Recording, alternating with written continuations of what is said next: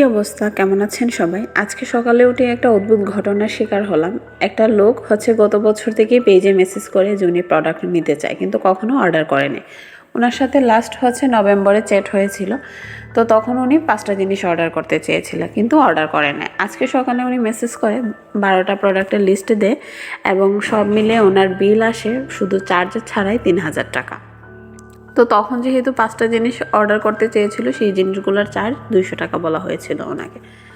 আজকে উনি 12টা জিনিসের চার্জ যেহেতু বেশি আসছে, উনি তখন আগের স্ক্রিনশট দেখিয়ে বলতেছে তখন তো 200 টাকা চাইলেন, এখন কেন বেশি টাকা ডেলিভারি চার্জ চাচ্ছেন। আর ওনার কথাতে মনে হচ্ছিল যে অনলাইন ব্যবসা মানে লোক ঠকানো, একটা প্রোডাক্ট বলে আরেকটা প্রোডাক্টে দিয়ে দেবে। এখন এটা তো একটা কমন সেন্স যে 5টা জিনিসের যে ডেলিভারি চার্জ আসবে, 12টা জিনিসের নিশ্চয়ই সেম ডেলিভারি চার্জ আসবে না।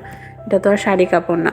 মাটির জিনিসগুলোর ক্ষেত্রে তো প্যাকেজিং করে তারপর কুরিয়ার করতে হয়, আর বাংলাদেশের সব কুরিয়ারই মাটির জিনিস, কাচের জিনিস, এই প্রোডাক্টগুলোর ক্ষেত্রে ওজনের ওপর ডেলিভারি চার্জটা আসে। তাহলে 5টা জিনিসের ডেলিভারি চার্জ আর 12টা জিনিসের ডেলিভারি চার্জ নিশ্চয়ই এক হবে না। তো উনি এমন এমন কিছু কথা বললো, এত বেশি খারাপ লাগলো যে মানুষের বিবেক বুদ্ধি কি এতই লোপ পাচ্ছে দিন দিন। এটা তো একটা মিনিমাম কমন সেন্স থাকা উচিত। উনি আমাকে লিস্ট দিবে এতগুলা জিনিসের, আবার ডেলিভারি চার্জ বলবে এত কম রাখেন। তারপরও কাহিনী আমি ওনাকে ডেলিভারি চার্জ ডিসকাউন্টে দিয়েছি, যেহেতু উনি অনেক বেশি টাকার প্রোডাক্ট নিচ্ছেন।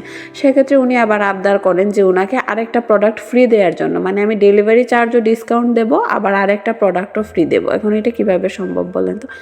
এই জন্য আসলে বলে যে বাঙালিকে বসতে দিলে শুইতে চায়, আর শুইতে চাইলে আসলে ঘুমাইতে চায়। এরকমই কাহিনীটা।